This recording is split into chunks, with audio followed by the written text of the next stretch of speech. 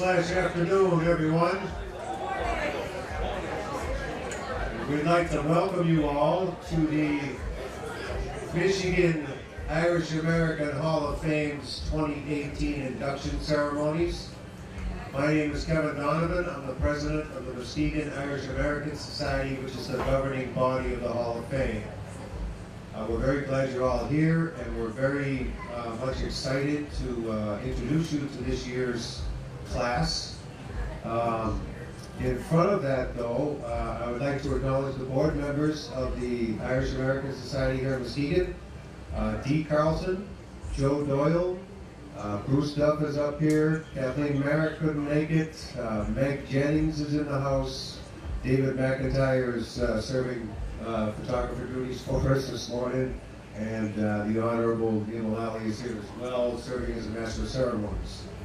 And in addition, the Hall of Fame committee that helps us out every year in making these selections, Mickey Knight, Mick Lane, and Judge Dan Ryan help us out every year with that. So thanks to all of those folks for what they do for us through the year.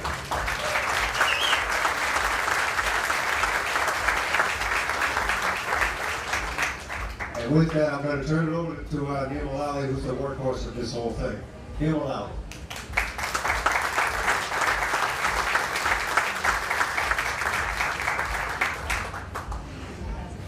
Well, once again, good afternoon, everybody. Hey, come on, let's do better than that, right? We're Irish, this is a great day. Good afternoon, everybody. All right. Okay, great, good. Much better, much better. I want to thank Kevin for all the work that he does in leading us in our organization. And he was kind to introduce everybody here, but let me tell you, he's also vice president of this whole festival, and that's a year-round job. So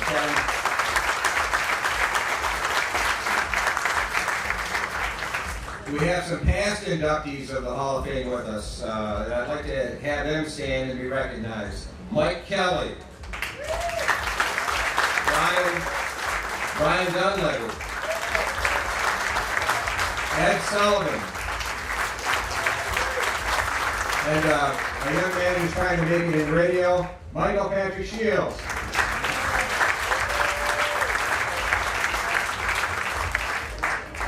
The Hall is now 7 years old, and with this induction class, we have 35 members. And we're very proud of this. It's something that we started here and for the entire state, and it's just been really good to see it take root. How do you get in the Hall of Fame? You have to be nominated. And we need nominations. You go to our website, and there's a form there. David McIntyre here is in charge of that situation, and you can nominate whomever you feel is appropriate to be in the Hall of Fame. It doesn't have to be a wealthy person, a famous person, just a person who's worked hard to benefit your community and is of Irish heritage to some extent. And where you can nominate that person. So keep that in mind. We need nominations. After the induction today, there will be a reception over at the Tea House, and you'll be able to greet and meet the inductees over there. And the scones and the tea are on the house. There's no alcohol in the house there, of course, but the tea and scones are enough. So please feel free to join us there. At 3 o'clock at the Chenol, if you know what that means, the Chenol is over at the court stage.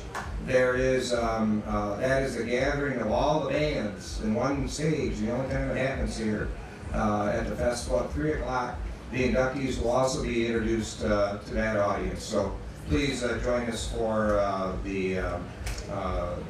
that celebration also at the Chenol. For the inductees, there's a group picture after the ceremony today, so please, as I mentioned earlier, don't leave until the group picture's been taken. So with that, we're going to move into the actual presentation and naming of the inductees for 2018. I'm going to at this time introduce Bill Lynch, but better known as Liam the Extra Large Leprechaun. And he's going to introduce our first inductee.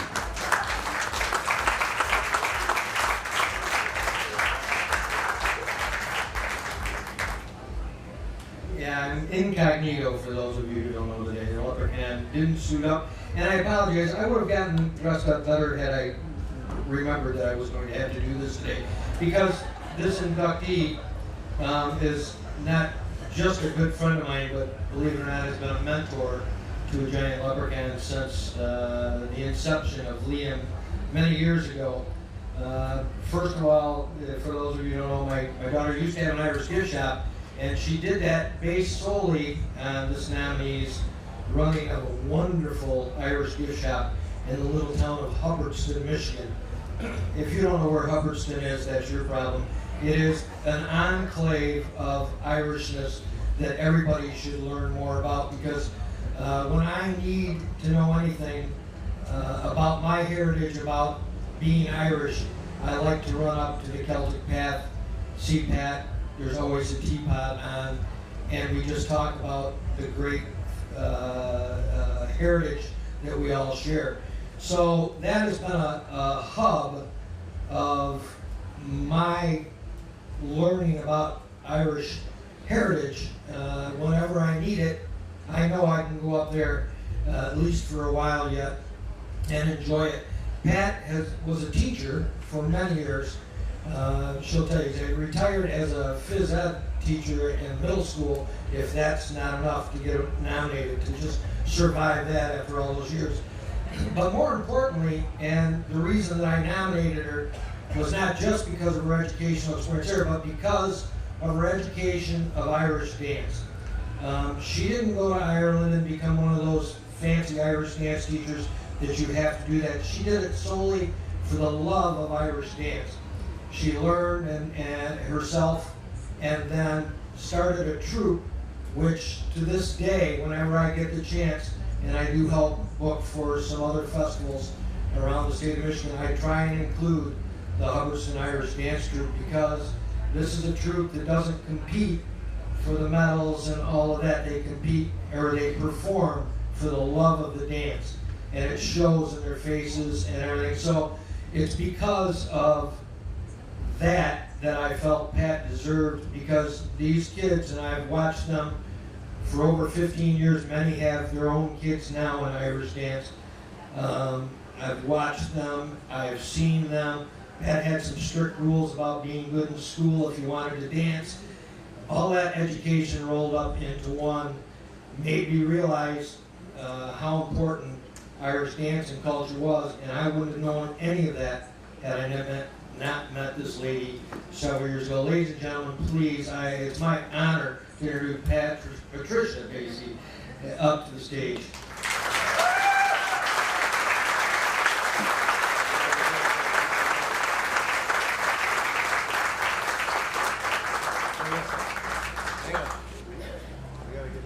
Oh.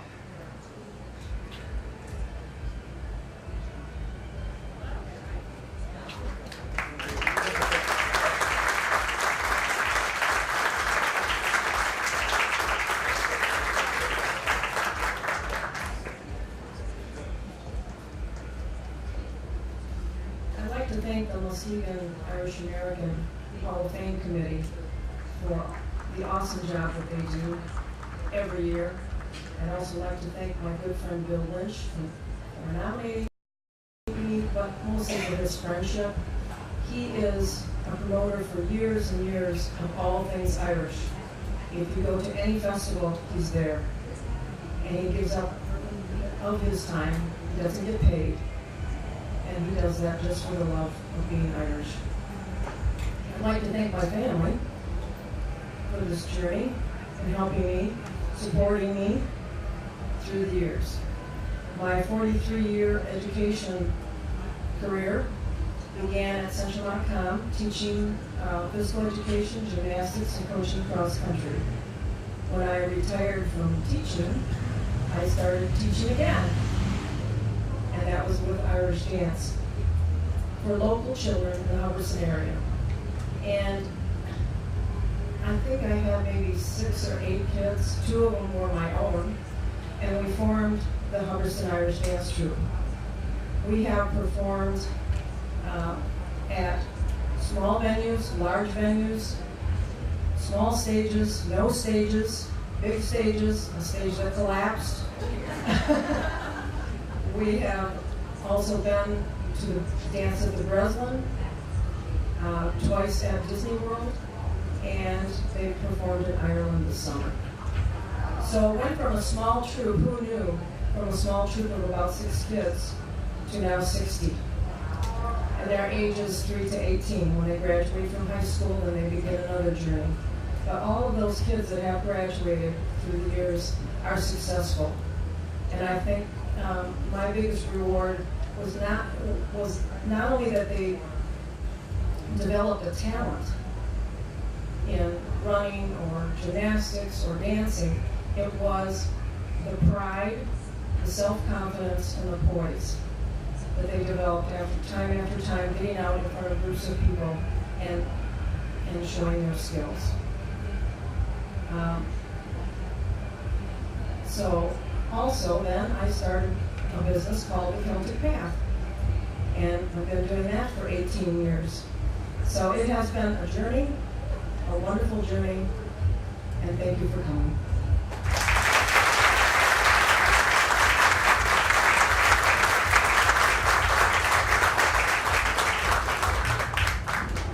Hello, my name is Patricia McCormick Bays. I live in Carson City, but I'm originally from the Detroit area. My grandparents came over from Ireland, and I've always had a sense of strong Irish heritage. And through that, I've been able to accomplish forming an Irish dance troupe, and I also have an Irish gift shop called the Celtic Path. The dance troupe started in 1998. I started giving lessons for local children, and we had about 6 to start with. 2 of them were my own children, and it went on from there. And at this point, there are 60 dancers in the Hubbardston Irish Dance Troupe. We have danced all over the state of Michigan, in Florida, and in Ireland. It's been just such a blessing to watch how those kids develop not only a talent, but have pride and self-confidence and poise for future life. My gift shop is not just a gift shop, it's like the cultural center of Hubbardston. It's amazing in a town of 400 how much support there is for Irish culture and for the dance troupe. The Celtic Path is in Hubbardston, Michigan. Like I said, a town of only 400 people. And Hubbardston is about an hour north of Lansing and about an hour east of Grand Rapids and west of Saginaw. It's kind of right in the middle of Mount Pleasant, Lansing, Grand Rapids, and Saginaw.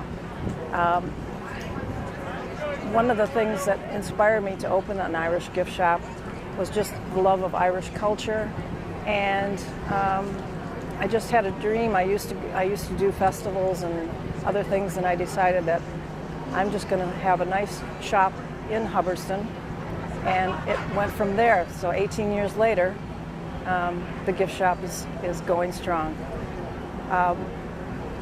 And as far as Irish dance, I started taking classes from, which is now the Ardán Academy, it used to be the Heinzman School of Irish Dance, and with my children. It was something that I wanted to do with them.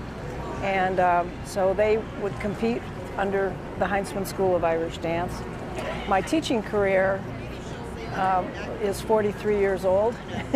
I started teaching at Centremont Commons, Stanton, Michigan, which is north of Carson City. And I taught physical education, dance, gymnastics, and coached cross-country running. When I retired from there, I started in on teaching Irish dance. Our deepest congratulations, Kat. At this time, I introduce to you Peggy Gray, who will introduce our next inductee. Peggy.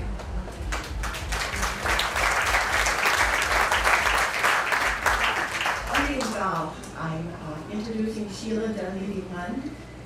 There's so much to say about Sheila, but we were informed this morning that we have a time limit.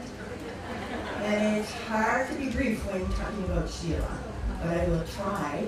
I'm going to focus on her last few years at Most Holy Trinity School in Detroit's Corktown, when Monsignor Kohler, then pastor of Most Holy Trinity Church, recruited Sheila to be principal as the school was floundering. Today it is state-of-the-art with a waiting list. Sheila updated the technology, the security system, added a science lab, balanced the budget, increased the enrollment, among many other things. She founded and directed the children's choir, and it became a tradition for them to perform at the opening ceremony of the painting of the Shamrocks, an event leading up to Detroit St. Patrick's Parade. Sheila created the Shamrock logo for the school and hosted the Detroit or St. Patrick's Senior Center fundraiser brunch after the parade day mass. She also introduced to the school the Irish American tradition of 50-50s, raffles, selling shamrocks, all to ensure financial aid for the students in need. And with the help of the United Irish Society and the Corktown community, she was able to add after-school programs, basketball, baseball, soccer, robo robotics. So, and with that, of course, came fundraisers, which Sheila tirelessly promoted. One example of all things, she never lost her focus on the main thing, the children. And one example of that is, Sheila discovered a student was living with his mother and siblings in a car. She immediately went through every channel she knew to get them into a house. And while those wheels were turning, she recruited her sisters of the Catherine McCauley Ladies Ancient Order of Hibernians to fill that house with necessities and niceties. And that is just a drop in the bucket of what Sheila's accomplished in her 42 years in education throughout the state of Michigan, from Darien Springs to Dearborn. And now retired, Sheila has come back to Muskegon, where she started out. And true to her Irish heritage, she was here volunteering at his very festival Thursday night. And back to Irish dancing, she was on his very stage last night, Kayla dancing. And here tonight, I'd like to welcome her into the Irish American Hall of Fame.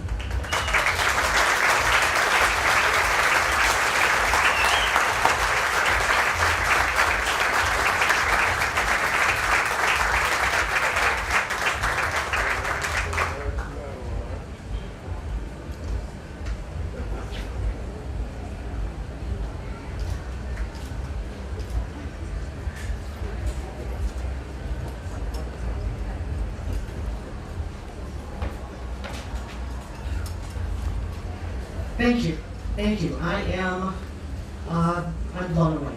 I am so blessed, and I am so absolutely honored.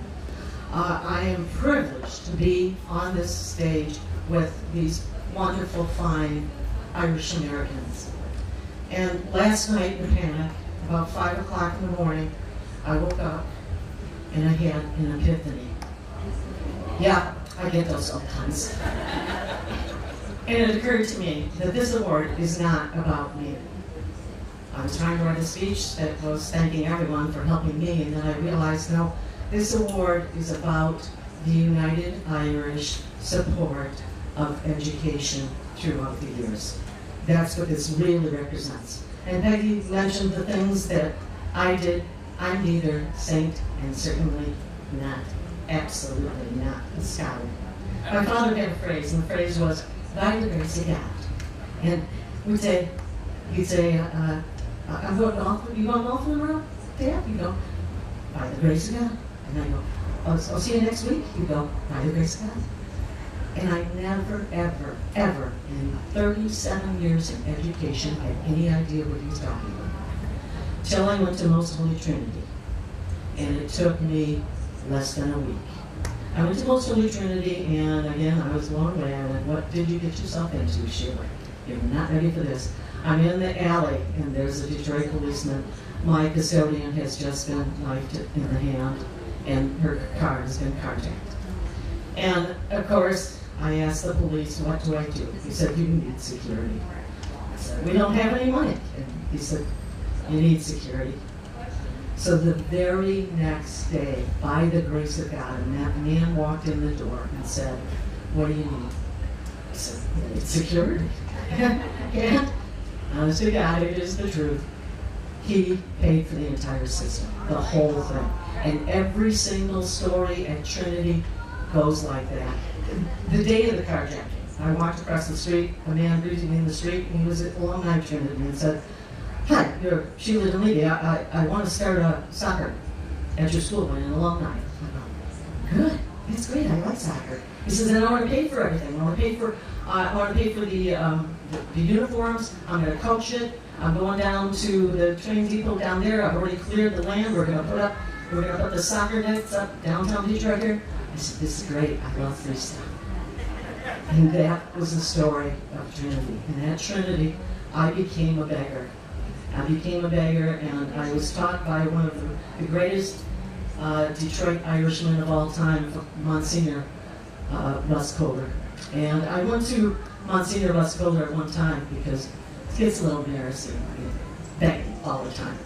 And I said to him, "I feel like I'm embarrassed, asking all the time." And he said, "Keep asking. They can only say no." And I have to tell you that the United Irish never, ever said no.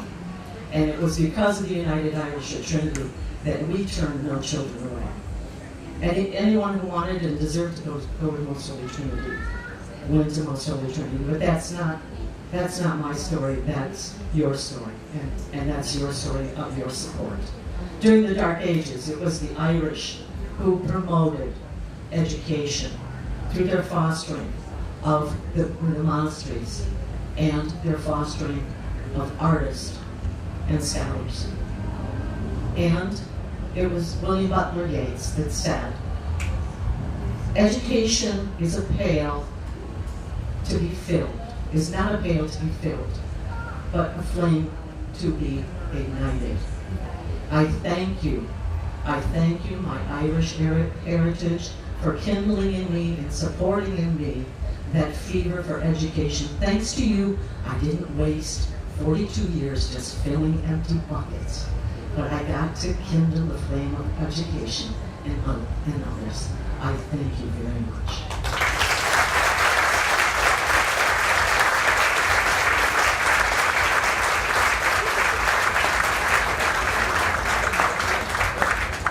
Thank you, Sheila, for that inspiration. Thank you so much. Hi, I'm Sheila Dunleavy-Mund, and I am just blessed today to be back in Muskegon after 20 years, to be back today to be inducted into the Irish Hall of Fame for education. I am so deeply, deeply honored. I've spent 42 years in education, and it's the Irish who have always promoted and enriched me. I've been all over the state, started in Berrien Springs, up to Tawas, over to Gladwin. I was even the director of theater for Muskegon Public Schools for a while.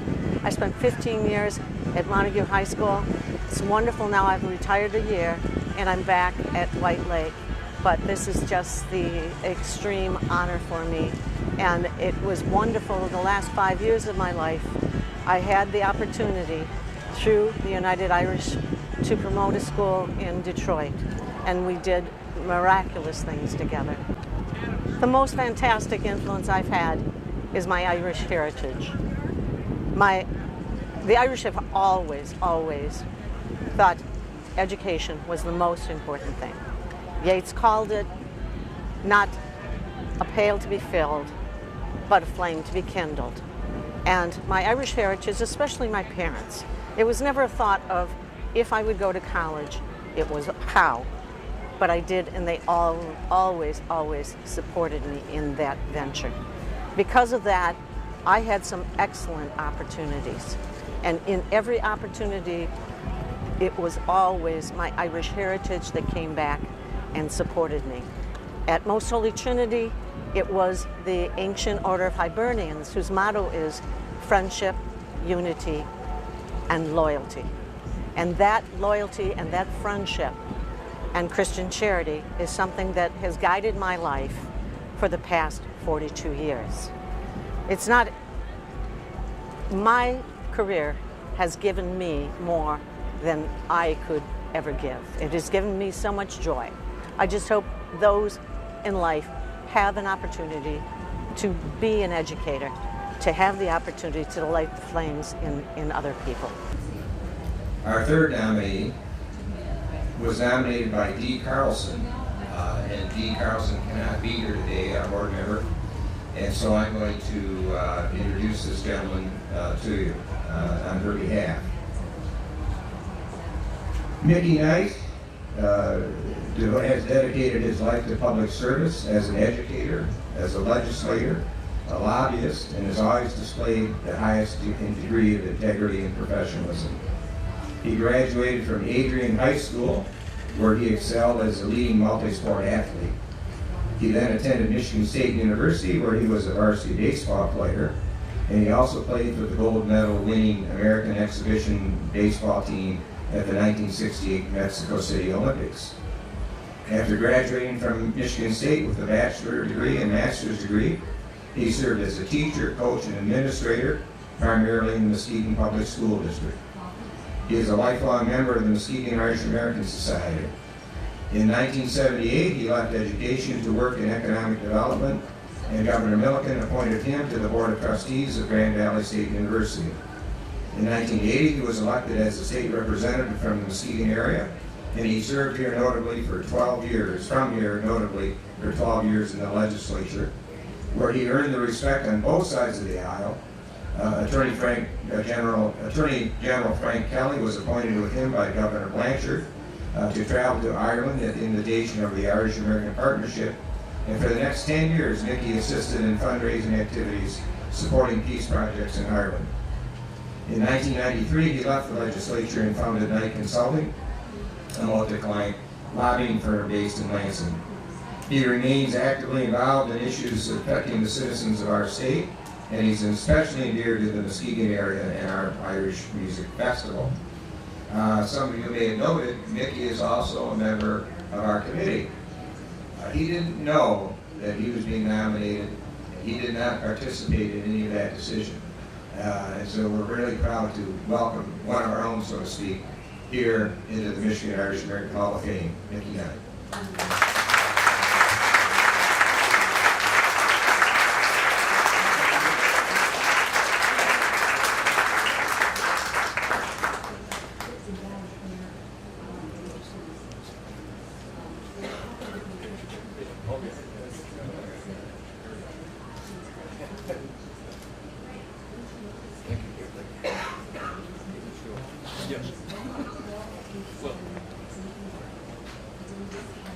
Thank you. When I first heard that I was on the ballot to be potentially elected to the Michigan Irish American Hall of Fame, I was extremely thrilled and certainly a little bit touched. To think that I was being thought of in the same way as the people who came before me. And by the way, thank you, Dee, for thinking of me. Thinking of me in the same light as Attorney General Frank Kelly, Ed McNamara, Governor Jim Blanchard, Chris Murray, Judge Jim Ryan, Supreme Court Justice Mike Kavanaugh. These are all stellar public servants, and all of them are in the Hall of Fame. Now, they set a very, very high bar for public service, and I was just happy to be thought of. So when I got the message that I was going to be inducted, I was extremely thrilled, as you would expect. But the first thought really was, they really lowered the bar.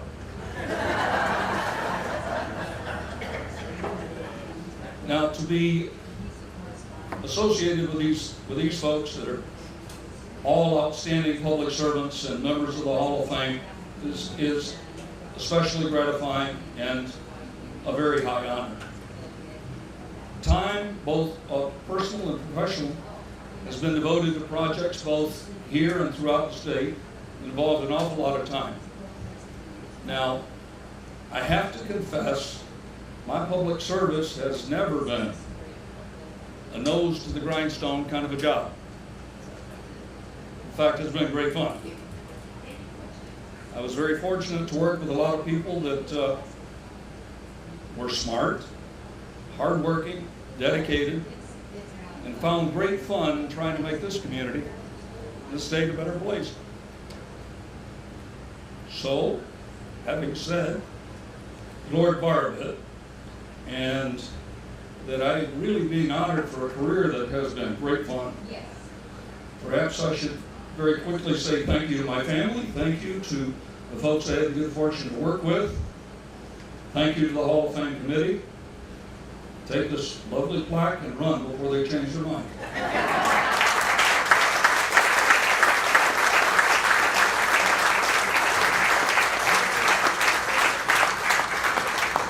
Thank you, Mickey. Hi, my name is Mickey Knight. I was fortunate enough to be inducted in the Irish American Hall of Fame here in Muskegon. Beautiful Lake Muskegon, where the music is great and the people are great, and as a cautionary, very addictive. If you come here, you may not leave. It's a wonderful place. We take a great deal of pride in the Irish Music Festival being held here. It's been put together by local people, but they have gradually incorporated folks from all over. And we have wonderful musicians from all over the state of Michigan, all over the Midwest, and now pretty much all over the world. We get a number of people from Ireland, in Chicago area, Detroit, and certainly a lot of homegrown folks. Love the festival, been involved in Muskegon County and Muskegon community for, longer than I would care to admit, because I'm much younger than that.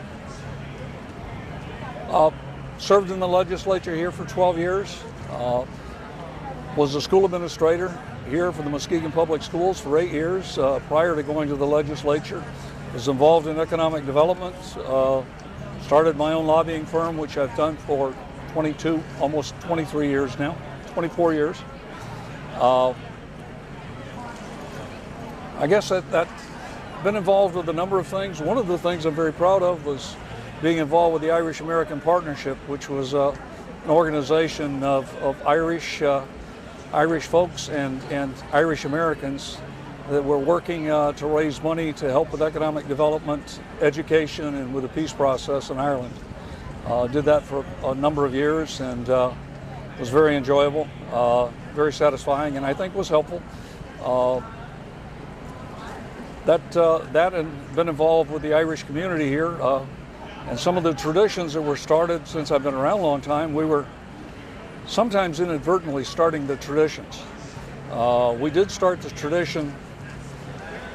It wasn't official, but we started the tradition of raising the flag over City Hall, which was a kind of an outcropping of having way too much fun on St. Patrick's Day in Visconti's. After Mass, a group of us decided it would be in keeping with the day to go over to City Hall and raise the Irish flag, since we had one conveniently above the bar at Visconti's.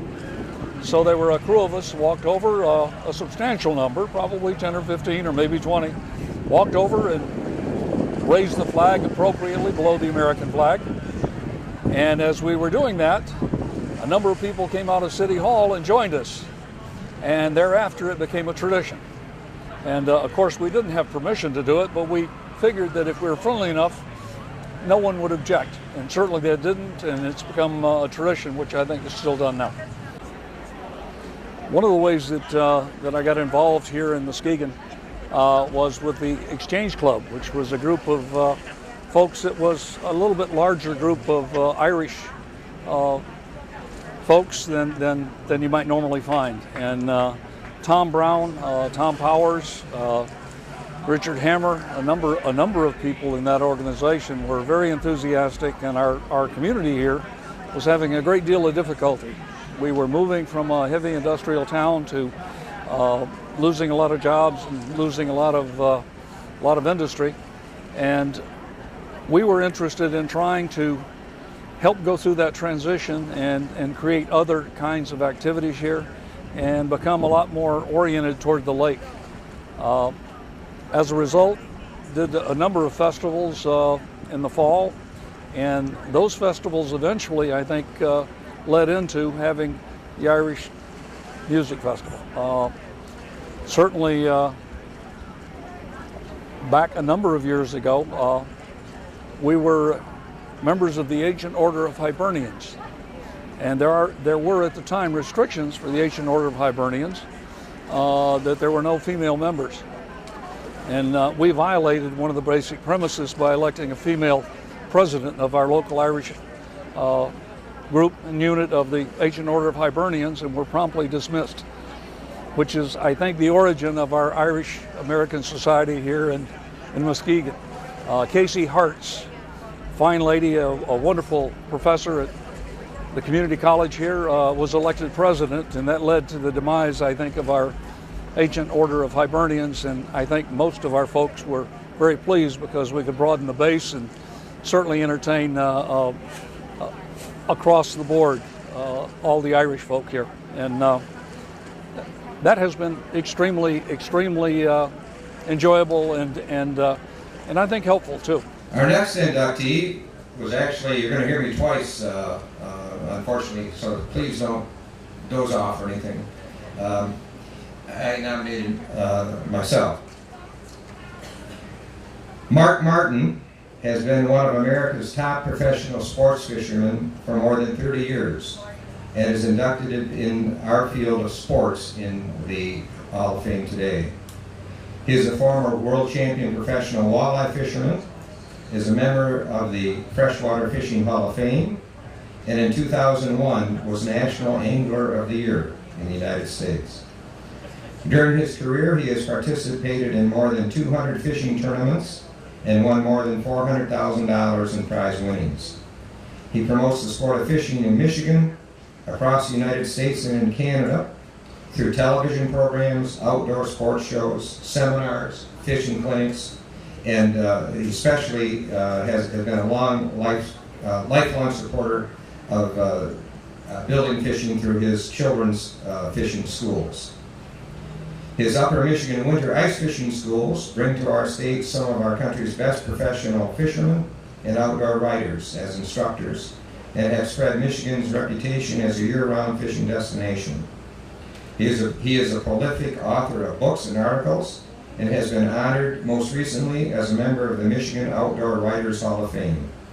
He is a sponsored pro staff member by representatives and represents several sports fishing industries and manufacturers and service providers. I could not be more proud to induct into the Michigan Hall of Fame Mark Martin.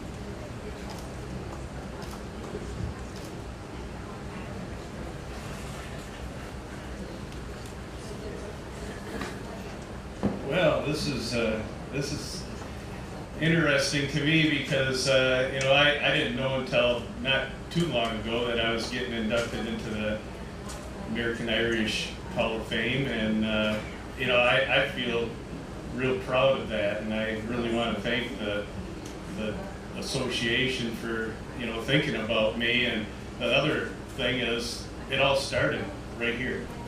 Right behind me, that Muskegon Lake right here is what gave me the inspiration, gave me the credibility. It boosted me to national attention by fishing this lake with my dad and my grandpa when I was 3 years old. And they kind of, brought me along and showed me how to fish. And this lake was my proving grounds, and it's a difficult lake at times, but it's a lake that once I started traveling fishing tournaments helped me be a winner. But the thing here is, I do a lot of things with kids, with adults, with outdoor riders, you know, you name it. I try to teach a lot of people all the mistakes that I've made over the years. And by making mistakes doesn't mean you're doing something wrong. By making mistakes, it makes you better at what you do. Just like the job you do every day. If you make a mistake, as long as you learn from that mistake, you're going to grow and get better and better at what you do. So I tell people, you know, that come to my schools or come to listen to me, that, you know, I'm at your level. I've made all those mistakes. I made more mistakes than everybody in here if it comes to fishing, because it's made me understand where I had to improve myself. And I'll tell you a fun story. Some people know this fun story. When I was 5 years old, my dad had a reel-to-reel tape player. That's cool when I was 5 years old. That's, you're talking 50-some years ago, you know. So he was interviewing my sister and I, who was younger, and asking us what we wanted to be. And he asked my sister, she wanted to be a nurse. Didn't even take her very long. I was asked, and he says, "What do you want to be, Mark?" He's taking me, I want to be a fisherman. And he looked at me and he held this microphone in my face and he says, "How are you going to make a living at that? Don't you want to be a fireman, police officer, lawyer, doctor, something that you can make money at, Mark? Let me talk to your sister some more." So I went back and forth for a while, and I never changed my mind. Finally, he shut that tape player off.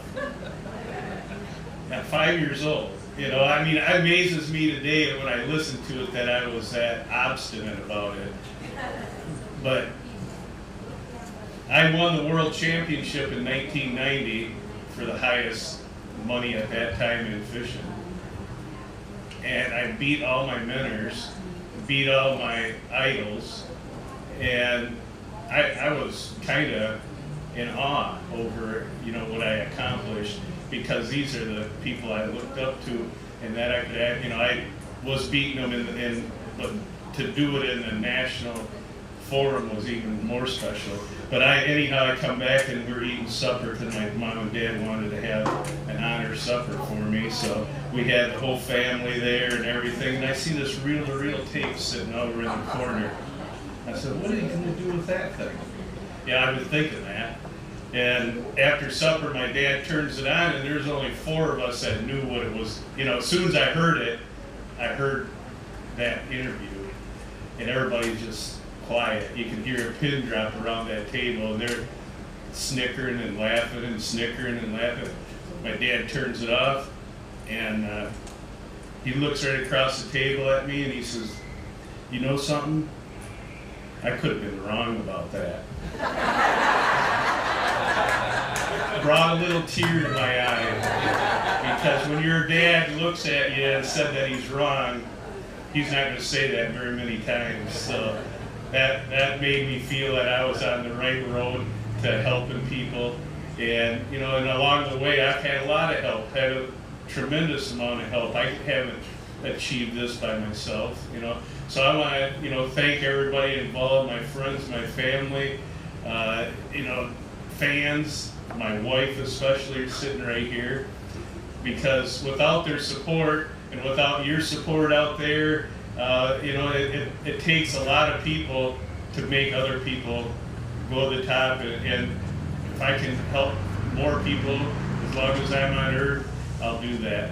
Thank you very much for coming, and look forward to talking to everybody a little later, or fishing with somebody maybe.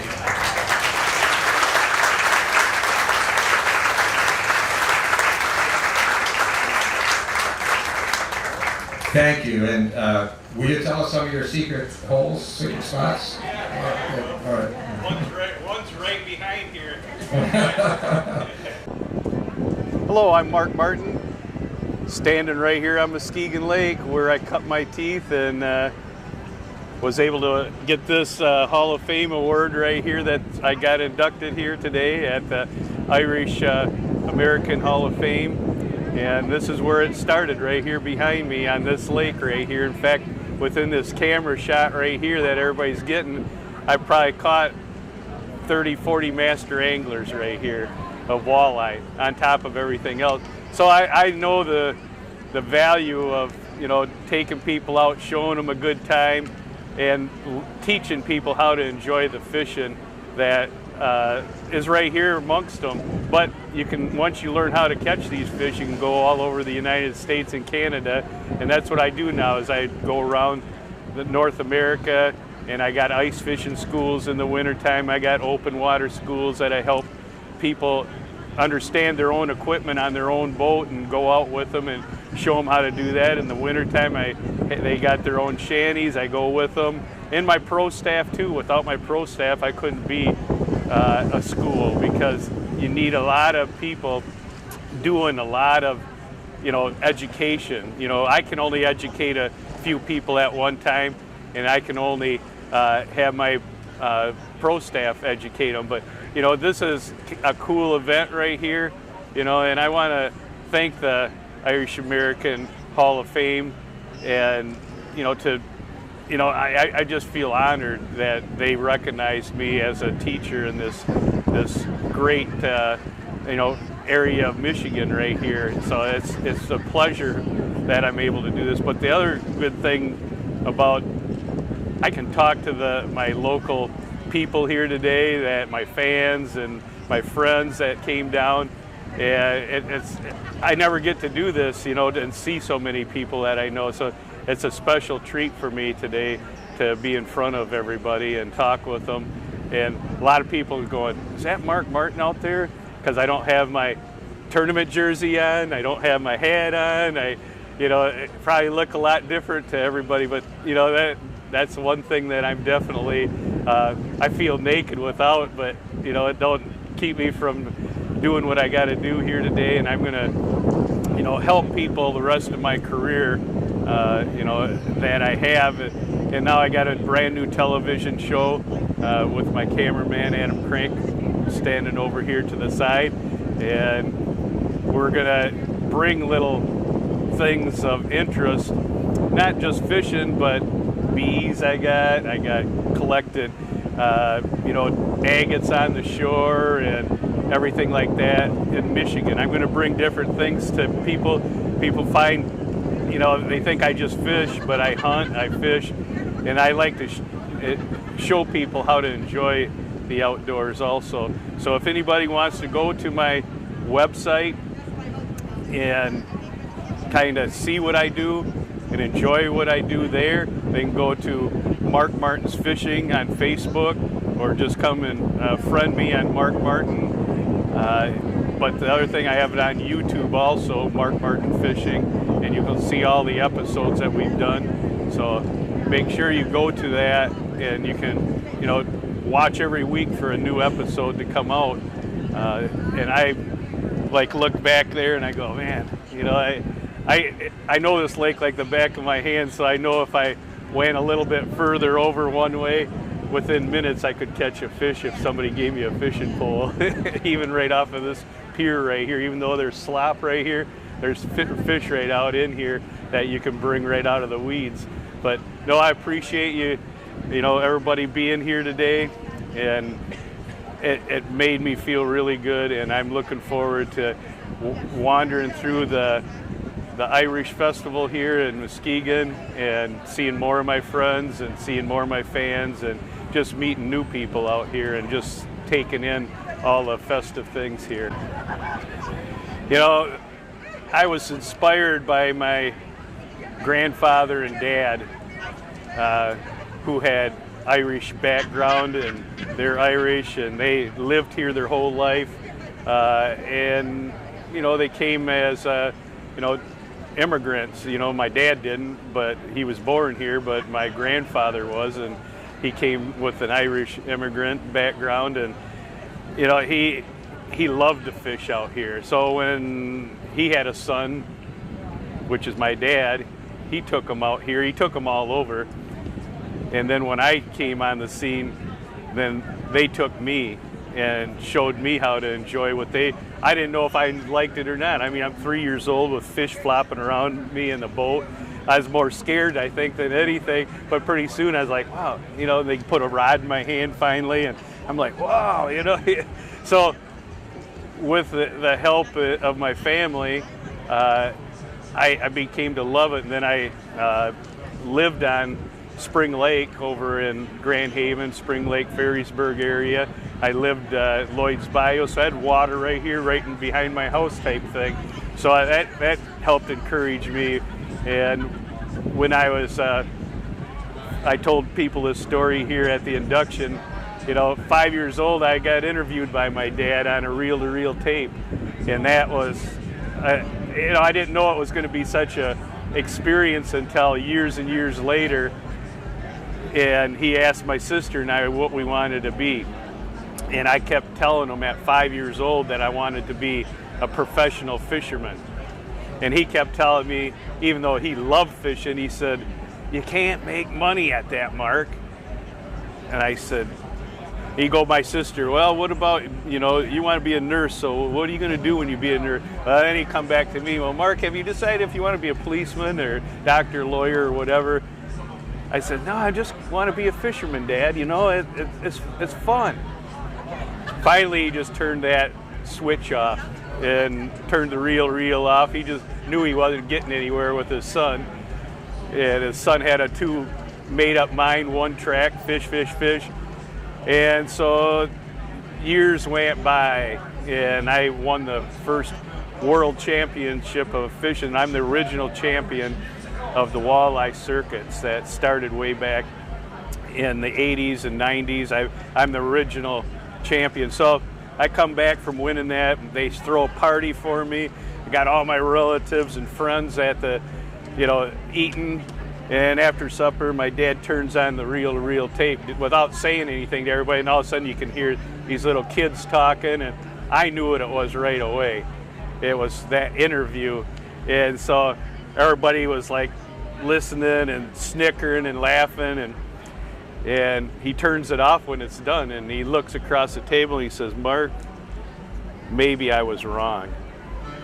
He knew that him telling me that I couldn't do it, probably, I'm sure he wanted to do what I was saying that I wanted to do, but there wasn't nothing at that time that, you know, his belief was you had to have a real 40-hour week job. And that's what I tell the kids to at Career Day and their schools. I come in and talk to them a little bit about, you know, what they want to be. If they want to be an athlete, I'm there to talk to them how to be successful at being an athlete. Whether you want to be hunting, fishing, football, hockey, basketball, baseball, you name it. And I tell them, if you got a dream to do that, keep that dream in your heart. You live in America, you can be anything you want to be. And then I tell them that story. At this time, I'm going to introduce a member of the Michigan Irish American Hall of Fame who is going to nominate our next inductee, radio star Michael Patrick Shields, whose program is on every morning from 6 to 9 in 13 cities across the state. And he is a great fan of all things Irish and our festival and of the Michigan Irish American Hall of Fame. Michael Patrick.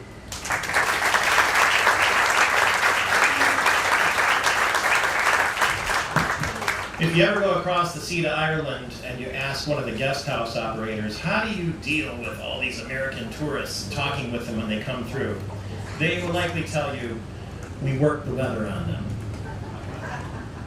Can't talk about Ireland without talking about the weather. And John McMurray is eminently qualified to have forecasted the weather on radio and television for half a century because he lived his life in the weather. As a member of the Merchant Marine, he faced the high seas all across the globe, and he has sailed his own sailboat up the Saginaw Bay and across Lake Huron to the North Channel and over to Mackinac Island, and anywhere you can sail, he's been there.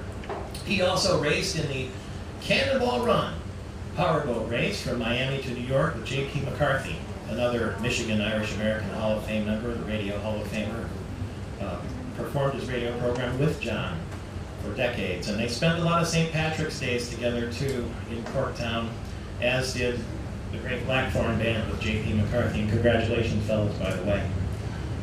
from the bottom of my heart, really. I've been blessed to have John with me on the radio for the last decade or so, and here is his Emerald Isle forecast. I'm John McMurray for the St. Patrick's Day all across this Emerald Isle, from Galway east to Dublin and from Limerick south to Cork, and almost spring-like settings about to unfold. Afternoon temperatures will be in the very low 50s for the highs today, after a gentle mist and light southwesterly breeze this morning for those off to church this fine Saturday morning. Safe travels to all on this fine day, and I'm John McMurray, wishing all a happy St. Patrick's Day. We're about 6 months from St. Patrick's Day. But the best of all is that we would be in Corktown at Reedy's or Nemo's or some of the other great hangouts, Nancy Whiskey in Detroit, after the JP St. Patrick's Day show. And good old John would walk up to a young fella and tap him on the shoulder. John's got a Guinness in one hand and he taps a young guy on the shoulder, and the young guy turns around. "What do you need, old man?" And John would say, "Are we drinking or are we fighting?" The kid would say, "Drinking? Okay." Ladies and gentlemen, the great John McMurray.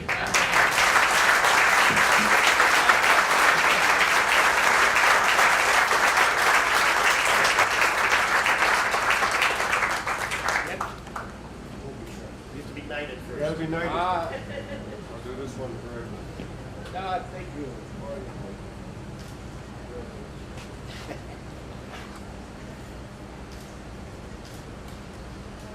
Thank you, Michael. Thank you.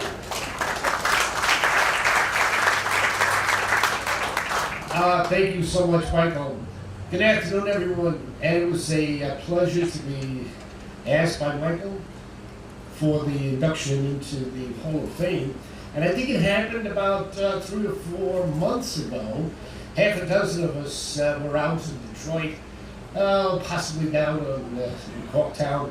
And Michael was there, and we all had a pint in our hand, and Michael said, "You know, fellows, who here would like to be inducted into the Irish Hall of Fame come September?" So I was standing still, and all of a sudden everybody stepped back, and Michael said, "John, it's you." And this is how many things in my life have happened. I want to thank all the members, dignitaries, guests. My family is here, my wife, my oldest daughter. They have 3 children, 2 of the 3 are here, Curtis the youngest. Now Curtis is also Irish, and he couldn't come because he told his mother and father, he's a freshman at Grand Valley. He said, "Mom, I have so much work to do, I just can't come." So we all looked at each other and we said, "Sure."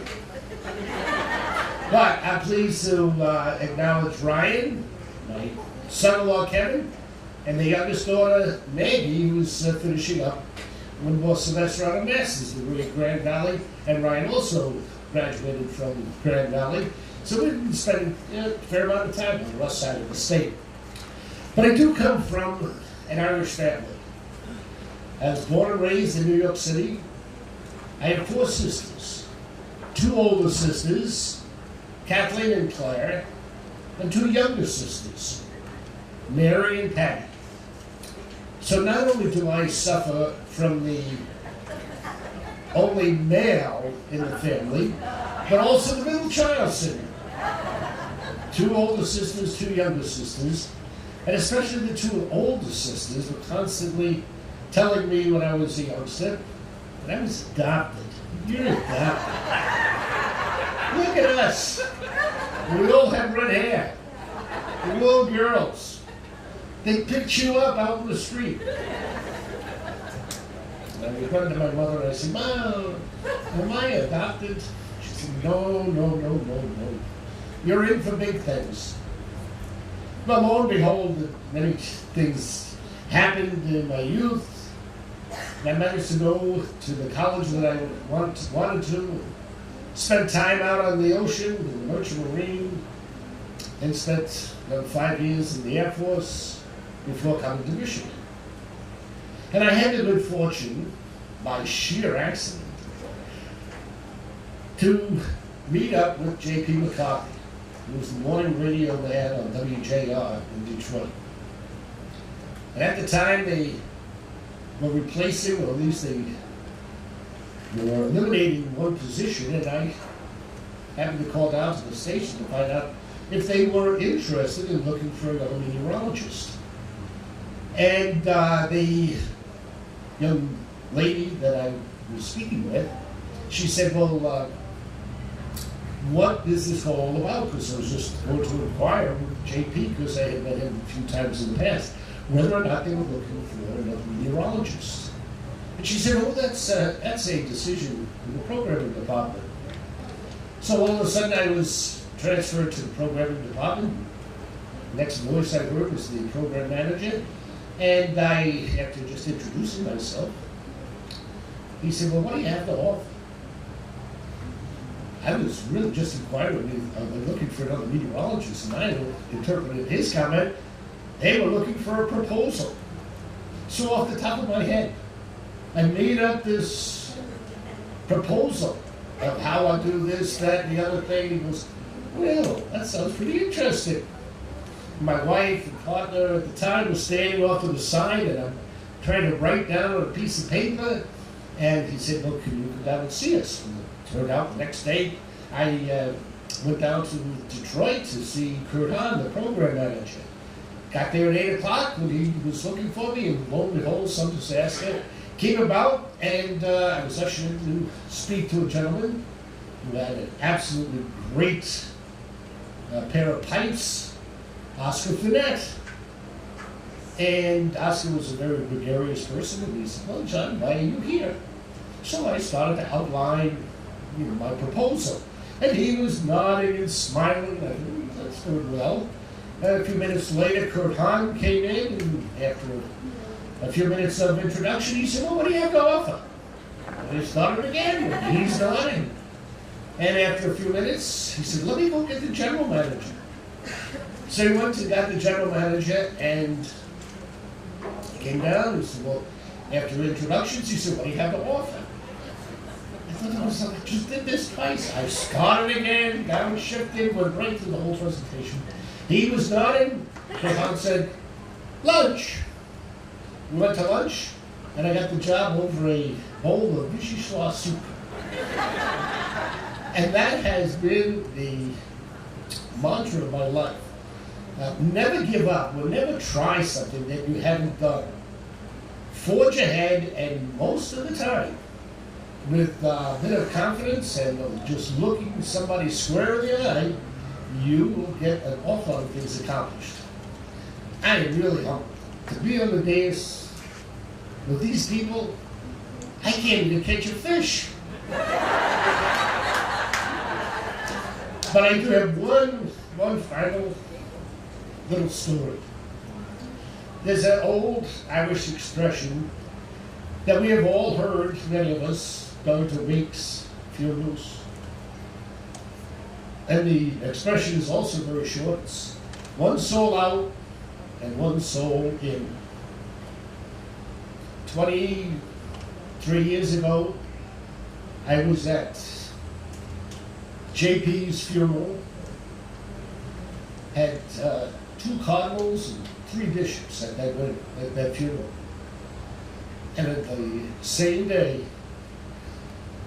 Maggie was born. But thank you very much.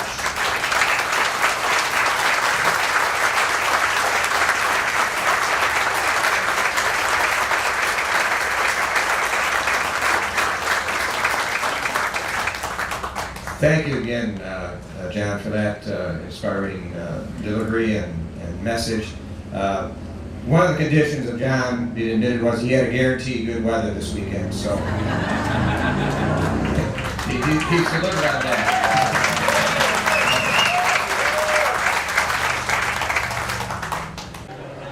Hi, I'm John McMurray, and I'm honored to be an inductee in the Michigan Hall of Fame this year for public service, because for many, many, many years on the east side of the state, I was employed at a television station in Flint, and I did the 6 and the 11 o'clock newscast when I first arrived in the late 60s and early 70s, and then later on, I kind of shifted to the night side, doing the news early in the evening, and then early in the morning, the most recent times.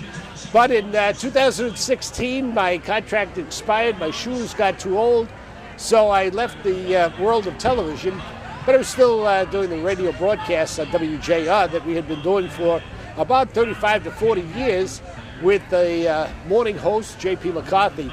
And it was never a job. It was just so much fun every day because you just never knew what was going to transpire with JP in the morning. There would be various, morning drive accidents that would take up lots of time, and even you never knew who or what president of what company would be calling in to say hello, and even Vice President Bush, back when he was the vice president, called JP because earlier that year the Republicans had their national committee or national conference in Detroit. JP met Bush and he said, well, can we call you sometime? And one time there was a very critical vote while he was vice president, and they needed the vice president to cast the deciding vote. And he came on JP's show and talked all about what the progress was on a particular bill, and it was just absolutely enjoyment every day. So we did that until 2017, and now have a consulting business in meteorology. We have projects with waste management, we write reports for attorneys, so there's always lots of work to keep us busy. Well, being Irish certainly helps as a meteorologist because most of it is just telling stories. And the Irish are well known for their storytelling. And when I first got the job at WJR Radio, I called the station because we heard on the radio that one position was being eliminated. And this friend of mine suggested I call down to find out if they were looking for another meteorologist. So I called and got shifted to the program manager. And after slight introductions, he said, well, what do you have to offer? And they were looking for a proposal rather than just the answer to the station or the question, whether or not they were looking for another meteorologist. So I got down to the Fisher Building the next day, met with another classic gentleman named Oscar Furnett, who had did a radio show on Saturday afternoons. And he asked me why I was in his office, and I said, well, I'm wondering if the station is looking for another meteorologist. And I presented a plan of what I would do. And I went on, and he smiled and nodded his face, and he said, well, let me get the program manager. So moments later, another gentleman showed up. He's the program manager now, the decision maker. I explained what I thought would be a good plan. He was nodding, smiling, and I thought, well, this is going pretty well. And then finally I met a third gentleman, another Irishman, Bill James, who was the general manager. And he said, well, what do you have to offer? And I had just gone through that 2 times before, started again, and he said, that sounds excellent. Let's go to lunch and see if we can strike up a deal. So never having done anything, never held me back. And I can probably thank my Irish heritage of always trying something and never giving up. For our final nomination, I will introduce to you Mick Lane. Mick is a member of our committee. He is also the leader of what is called the Conklin-Cayley Band, and he's a little bit late this morning because he's already been performing here. So, Mick Lane.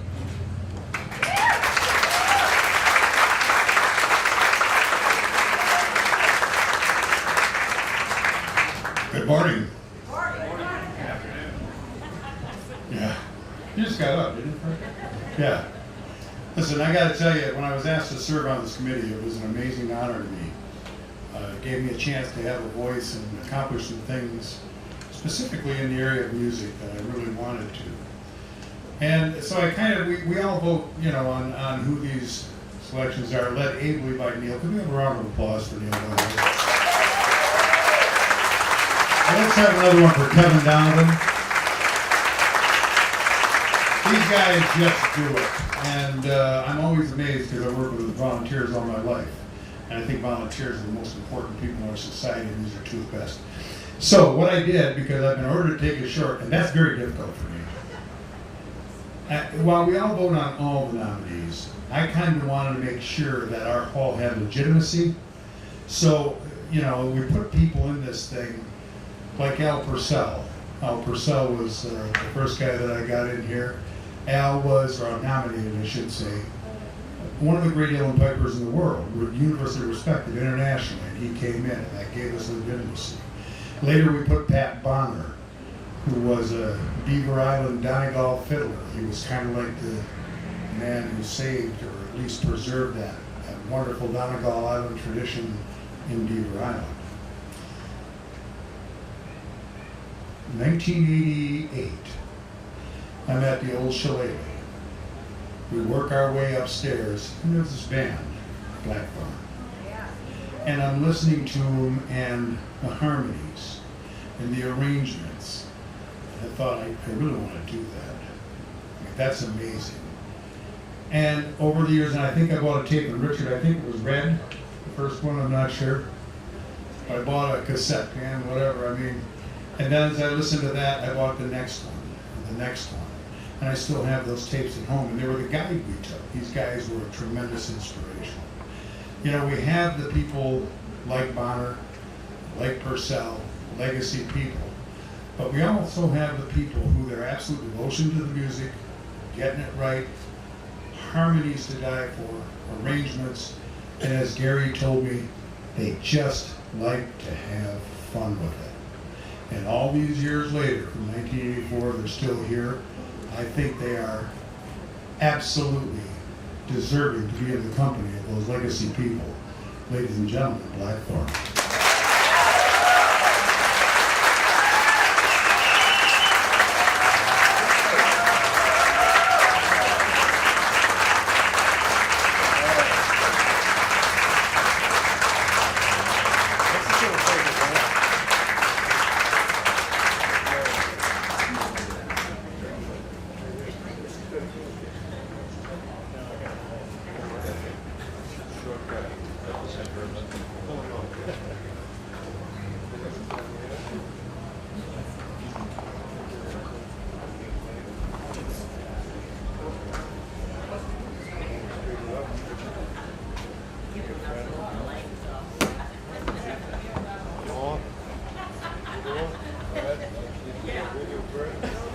Neil Dunn.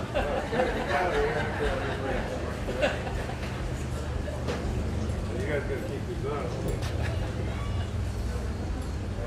Get a picture of that.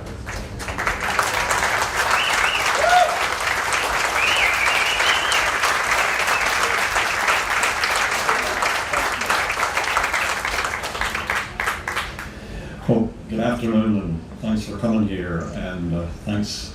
We didn't know who nominated us. We only found out this weekend that it was Mick. And before I go on, I want to go back to McMurray, because we spent 18 years with John and Co. down at the Fisher Building, and it's an amazing thing. When he was talking just now, and he said someone asked him a question, and he said, off the top of my head, I thought he was going to say, I made up a weather forecast, because I saw him do that every morning. He's standing there talking to Alan Trammell or Lance Parrish or somebody, and somebody nudges him and says, Rob, well, it's cold up in Flint, and it's going to be, you know. The bugger never looked out the window, you know. Great man. So, the way people end up where they end up is always remarkable, and as you know, behind successful men, there are women saying, is that what you're going to wear?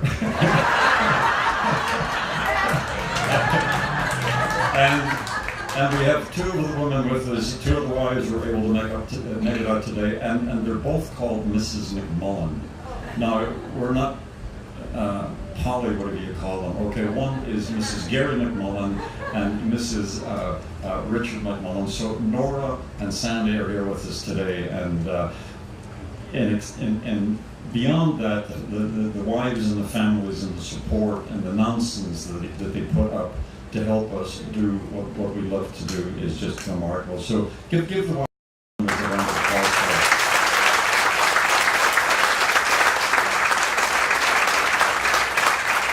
So very quickly, it's like I said, it's amazing how you end up where you end up. I never in a million years, I grew up in Belfast, never intended to come to America.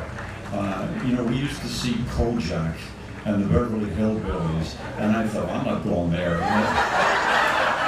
But we came anyway. Well, what happened was in 1971, I met this lovely woman from Michigan, and she kidnapped me and brought me over here.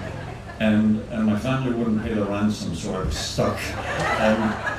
And after settling in for a while, I started finding where the Irish people were. There was a great band called Pat's People in the area, and we would hang around with them. And bit by bit, we started getting into the Irish stuff. And Gary and I didn't know each other, but people kept asking him, do you know Richard McMullen? And asked me, do you know Gary McMullen? And he was playing, and I was up to 4 chords on the guitar, so I could get into the Irish music, and so I started doing it, and we ended up, John Brady, God bless him, the owner of the Old Shillelagh, he's the one who put us together, and he fired his band without, he was a bit of a hothead, can you imagine that?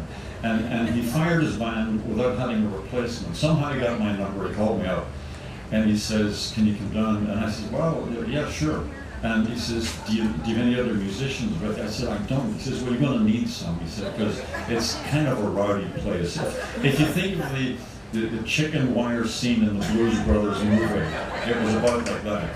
So we rounded up a couple of people and off we went. And then there was movement, attrition, in and out. And so Shorty there, third from the end, is... he's the longest one. The band's been going for 34 years. The Tigers were in the World Series in 1984, and that's when it started.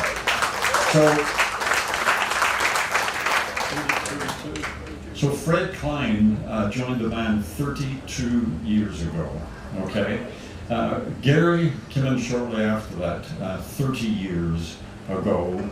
Dennis, we acquired a quarter of a century ago. And I'll tell you what, since Dennis joined the band, we've sold more product than ever, because he's the salesman. And then the most recent fellow over there, David, we play in Berkeley, around 12 and Coolidge.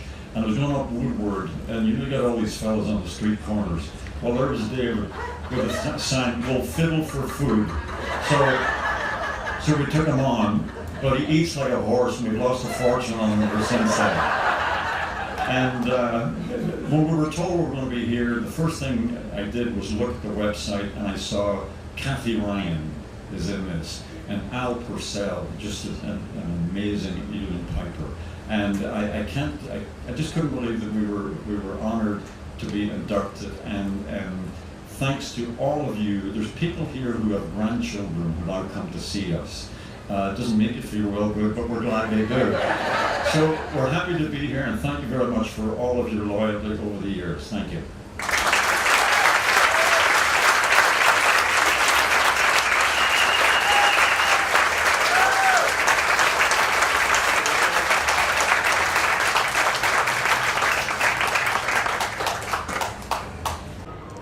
Well, good afternoon, and welcome here at the Michigan Irish Fest, where we've just had the honor of being inducted to the Michigan Irish Hall of Fame, and we're all still surprised that they picked this crew to be in that elite group.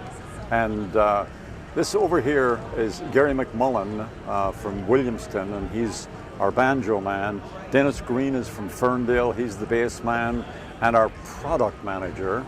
And over here, the shorty on my right here is Fred Klein from Ann Arbor, and he's the accordion, flute, and keyboards. And we've been together for 34 years, and we can't believe, first of all, we're still upright, and that we're still doing this, and that people are coming to see us, which is fantastic. So we do our own take on a lot of traditional Irish material. So A lot of it's not original. We do some original material, but our arrangements are all original and very uniquely Blackthorn, showcased by our vocal harmonies and the different instrumentation that we have in the group. We're missing our fiddle player and mandolin player right now, but he has to check in with his parole officer. So, and we do have a website. It's www.blackthorn1.com. And we also take a trip every summer to Ireland, and we take fans with us. So if anybody's interested in touring Ireland with Blackthorn, it is a blast. It's 10 days of fun. We stay in beautiful accommodations, eat great food, and enjoy a lot of Irish beverages while we're over there. So that's available on our website as well. There's a map of Ireland. Click on that. It'll show you our itinerary for next summer, 2019. And it usually sells out by about October or November. So you need to get in on that. Well, there's actually 3 groups of people that we need to thank that have enabled us to achieve this honor. First and foremost is our families. They put up with a lot, and we appreciate all they've done to support us. Second group is our audiences. We have just the best audiences you can imagine. And the third are the bookers and promoters and people who allow us to get on their stage and do what we do. So those 3 groups really share this award with us. And one thing, being the product manager, I have to say, go to that Blackthorn website. We have all of our CDs on there, T-shirts, hats, sweatshirts, and you can be regaled in Blackthorn wear. I think we're sold out of 8 tracks though, huh? Yeah. They're gone, yeah. Well, this is we think this is the 19th year of the Michigan Irish Festival. We were not here for the first one. We came in on the second one, and we've been here ever since. So this is our 18th year. And to be honest, we were not sure it was going to get off the ground because it was a kind of a slow start. But they have done so much work promoting the festival, and they've really done a great job of bringing top-notch acts, not just Blackthorn, but top-notch people over from Ireland and Scotland and England, even some of them, and people who are over here on North American tours, and Muskegon was able to get hold of them and fit them into the program. And the lineup here is tremendous. So it's a great festival, and if you haven't been here yet, well, you should. And it's too late right now, but you can come next year. And we love the people that run this festival. They're like family to us. And so this is like a homecoming every summer to come here and see all these friends and people that we've performed with, and the people who book us here, Tom Schaub, Chris Zart, and their whole crew. We are so grateful for them and their support. Superb people, yeah. We do want to mention that we do have a new CD. People asked us for years if we were ever going to do another one. We brought it out last December. It's called One Bright March Morning. It's available on our website or at any of our gigs. It's a must-have. Well, Richard and everyone, thank you so much for all the joy you brought us all these many, many years.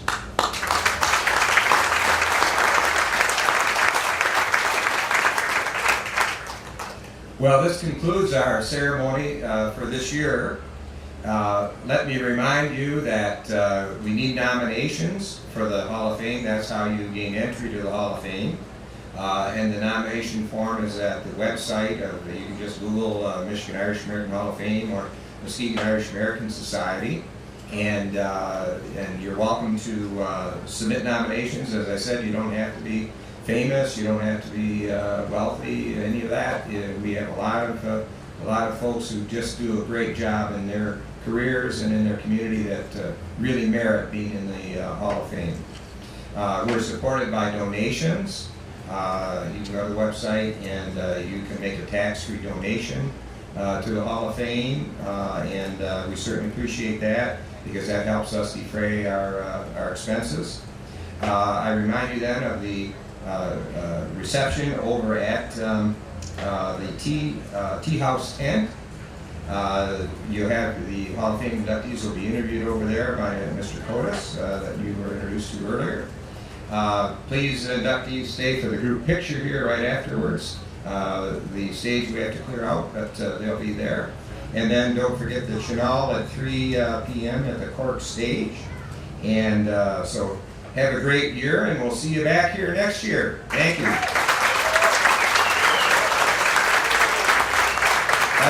By the way, I just noticed I want to acknowledge Chris Zart here, who is the executive director of this entire festival. Chris, thank you.